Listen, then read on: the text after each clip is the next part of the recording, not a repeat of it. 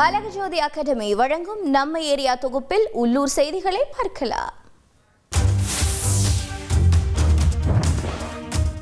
சென்னை அரசு ஸ்டான்லி மருத்துவமனையில் மருத்துவமனை முதல்வர் ஓய்வு பெற்று 2 மாதங்களான நிலையில் அங்கு சிகிச்சையில் பல்வேறு குளறுபடிகள் நடப்பதாக நோயாளிகள் தெரிவித்துள்ளனர்.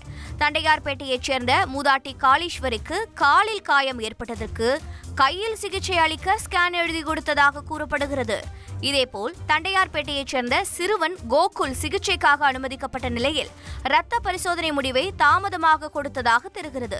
சிறுவன் மூச்சு திணறல் காரணமாக உயிரிழந்த நிலையில் பெற்றோர் சோகமடைந்தனர். அட்மிட் பண்ண போது டீனு போய் பார்க்க போனால் டீனு இல்லை, டாக்டர்ஸும் இல்லை சார்.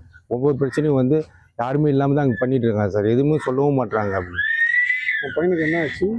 வீசிங் ப்ராப்ளம் வந்துச்சு சார். அதுக்காண்டி போய் பார்க்க செக்அப் பண்ண சார்.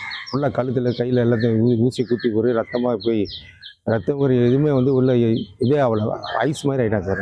டாக்டர் எவ்வளோ நேரத்தில் ரிசல்ட் வாங்கிட்டு வர சொன்னாங்க? அந்த பிளட் டெஸ்ட் எடுக்கிற இடத்துல எவ்வளோ நேரம் ஆகினாங்க? டாக்டர் ஒரு 10 நிமிஷத்தில் கொடுத்துருவாங்க அப்படின்னு சொன்னாங்க சார். நாங்கள் கீழே போய் பார்த்தா 3 மணி நேரம் ஆச்சு, கொடுக்கவே இல்லை சார். அலாவுதீன் நாட்டை காப்பாற்ற போராடும் சாமானிய இளைஞனின் சுவாரஸ்ய கதை தினமும் இரவு 8 மணிக்கு. செய்திகளை உடனுக்குடன் தெரிந்து கொள்ள உடனே சப்ஸ்கிரைப் பண்ணுங்க.